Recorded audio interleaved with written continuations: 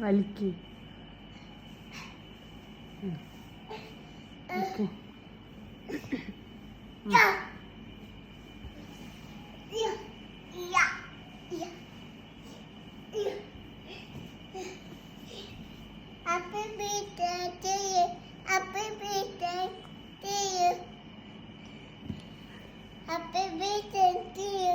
Candle of ആക്ക്. Candle ഊത്.